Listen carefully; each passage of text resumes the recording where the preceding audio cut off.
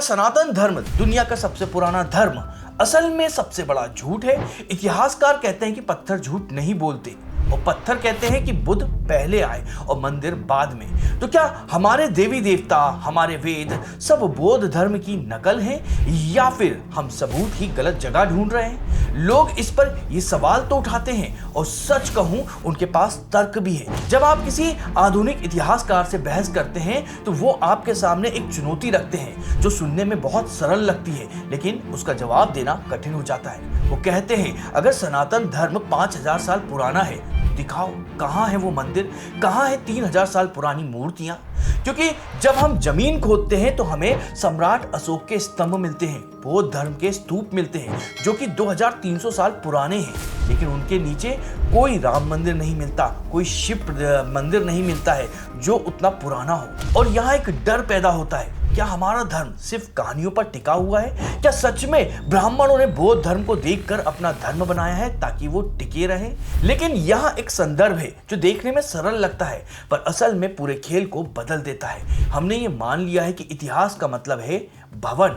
हमने मान लिया है कि अगर भवन नहीं है तो धर्म नहीं है। पर जरा सोचिए, मोहनजोदाड़ो में मिली वो पशुपति मोहर जो 5000 साल पुरानी है, उस पर वो योगी कौन है? वो मातृत्व देवी की मूर्तियां किसकी पूजा कर रही हैं? अगर बुद्ध पहले आए तो बुद्ध ने किन वेदों का विरोध किया? आप उस चीज का अस्वीकार नहीं कर सकते, उसका विरोध नहीं कर सकते जिसका अस्तित्व है ही नहीं, जो कि आपके बाद में बना, तो आप उसका विरोध कैसे करेंगे? यह एक बहुत बड़ी जिज्ञासा पैदा होती है। अगर आपने इस तर्क को समझ लिया तो आप दुनिया के आधे इतिहासकारों को चुप करा सकते हैं, क्योंकि सबूत वहां नहीं है जहां हम ढूंढ रहे हैं, सबूत वहां है जहां किसी ने देखने की कोशिश ही नहीं की है। तो चलिए उस अदृश्य सबूतों को देखते हैं जो पत्थरों से भी ज्यादा सच बोलते हैं। संदर्भ समझने के लिए हमें पहले धर्म की परिभाषा बदलनी होगी। आज हम धर्म को मंदिर से तोलते हैं, लेकिन प्राचीन सनातन धर्म बाहरी ढांचे का धर्म नहीं था, वो भीतर की चेतना का धर्म था। वो ईंट पत्थर से जोड़ने पे विश्वास नहीं करता था, वो शब्द और ध्वनि को जोड़कर ब्रह्मांड की ऊर्जा बदलने पर विश्वास रखता था। इसलिए उन्होंने बड़े मंदिर नहीं बनाए, उन्होंने यज्ञ किए, और आग और यज्ञ ये कोई खंडर नहीं छोड़ते हैं, अपने सबूत नहीं छोड़ते। लेकिन अगर जमीन पे सबूत नहीं है तो क्या हुआ? नदियों ने तो गवाही दी है। ऋग्वेद में सरस्वती नदी का वर्णन एक विशाल समुद्र जैसी नदी के रूप में है। विज्ञान कहता है कि सरस्वती जो कि 19000 ईसा पूर्व के आसपास में सूख गई थी, ध्यान से सुनिएगा इस बात को, और बुद्ध का जन्म हुआ था 500 ईसा पूर्व के आसपास, जब सरस्वती नदी पूरी तरह से सूख चुकी होगी। सोचिए कोई इंसान उस नदी की पूजा कैसे कर सकता है जो उसके पैदा होने के 1500 साल पहले सूख गई हो? इसका सीधा मतलब है वैदिक ऋषि वहां तब थे जब वो नदी बहती थी। लेकिन रुकिए, एक और सबूत है जो विज्ञान की कसौटी पर खरा उतरता है, भाषा। बौद्ध धर्म के ग्रंथ पाली भाषा में है और सनातन ग्रंथ संस्कृत में है। भाषा विज्ञान का एक सरल नियम है, भाषा हमेशा कठिन से सरल की तरफ बहती है। संस्कृत का व्याकरण बेहद जटिल है, जबकि पाली उसका एक सरल रूप है। दादा पहले आते हैं या पोता? संस्कृत दादा है और पाली पोता है। आप पोते को दादा से पहले पैदा कर ही नहीं सकते हैं। अब बुद्ध ने पाली भाषा को ही क्यों चुना? क्योंकि संस्कृत पहले से ही विद्वानों की भाषा बन चुकी थी और उन्हें मतलब बुद्ध को आम आदमी तक पहुंचना था। ये चुनाव ही सबूत है कि संस्कृत का ढांचा उनसे पहले ही स्थापित हो चुका था।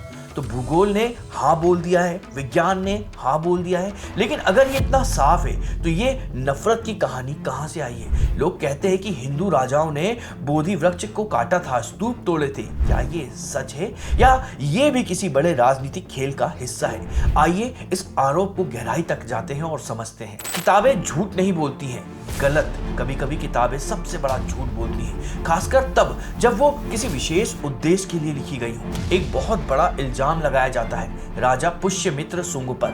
कहा जाता है कि जब उन्होंने मौर्य साम्राज्य को हराया तो उन्होंने 84,000 बौद्ध स्तूपों को तोड़ दिया और भिक्षुओं का संहार किया। ये कहानी सुनकर खून खोल उठता है। है ना। लेकिन जरा पुरातत्व विभाग से पूछिए, मध्य प्रदेश का मशहूर सांची स्तूप और बरहुत स्तूप, इसका सबसे बड़ा विस्तार और मरम्मत किसने करवाई? उसी सुंग वंश ने, जिसे स्तूप तोड़ने वाला कहा जाता है। सोचिए, कोई राजा उन्हीं मंदिरों को सोने और पत्थरों से क्यों सजवाएगा जिसे वो तोड़ना चाहता है? सच ये है कि वो लड़ाई धर्म की नहीं, राजनीति की थी। मौर्य साम्राज्य के समय बौद्ध धर्म राजकीय धर्म बन गया था और कुछ बौद्ध भिक्षु राजनीति में हस्तक्षेप कर रहे थे। पुष्यमित्र सुंग ने उस राजनीतिक हस्तक्षेप को रोका था, धर्म को नहीं रोका था। हाँ, राजा शशांक का जिक्र आता है जिन्होंने बोधि वृक्ष काटा था, लेकिन उस एक घटना को छोड़ दें तो राजा हर्षवर्धन जैसे हिंदू राजाओं ने बौद्ध धर्म को बढ़ावा दिया। अजंता और एलोरा की गुफाएं चीख चीख कर कहती हैं कि हिंदू और बौद्ध कलाकारों ने कंधे से कंधा मिलाकर काम किया है। अगर इतनी नफरत होती तो ये गुफाएं कभी बन ही नहीं पाती। लेकिन असली सवाल अभी बाकी है, क्या बुद्ध ने खुद को सनातन से अलग माना था या हमने उन्हें जबरदस्ती अलग कर दिया है? क्योंकि जो संबंध अब मैं आपको दिखाने जा रहा हूं वो सारे भ्रम को हमेशा के लिए खत्म कर देगा। बुद्ध कौन थे?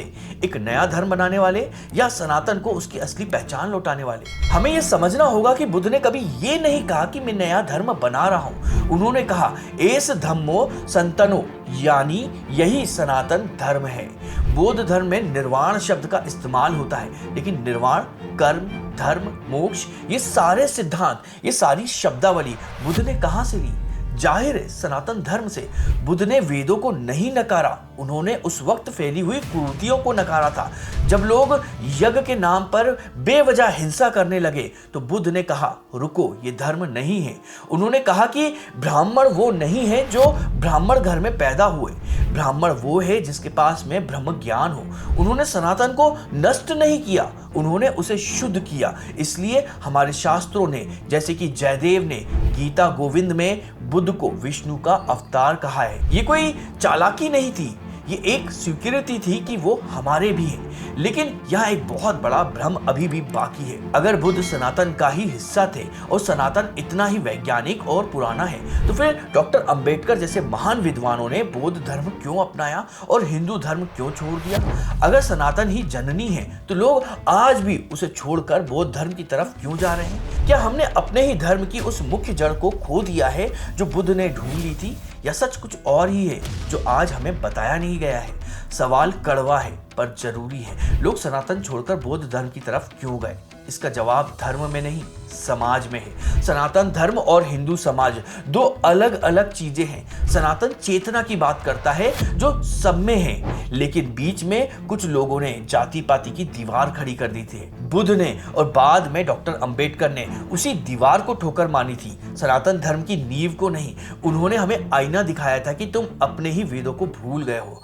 आज विज्ञान भी यहीं आकर अटक जाता है। विज्ञान कार्बन डेटिंग करके हड्डियों को तो गिन सकता है, लेकिन वो दुख और मोक्ष को नहीं नाप सकता है। कुछ सवालों के जवाब विज्ञान के पास नहीं है, वो सिर्फ अनुभव में है। तो निष्कर्ष क्या है? बौद्ध धर्म और सनातन धर्म अलग नहीं है। सनातन वो विशाल नदी है जो हजारों सालों से बह रही है, और बौद्ध धर्म उसमें उठी एक ताकतवर लहर है। लहर नदी से अलग दिख सकती है, पर अंत में वो नदी ही होती है। हमने आज इतिहास, भूगोल और तर्क सब देख लिया है। हमने जान लिया है कि मंदिर नहीं थे तब भी धर्म था। लेकिन अब एक सवाल मैं आपके लिए छोड़ रहा हूं, और मैं चाहता हूं कि आप इसका जवाब नीचे कमेंट में जरूर दें, क्योंकि ये आपकी समझ का असली टेस्ट है।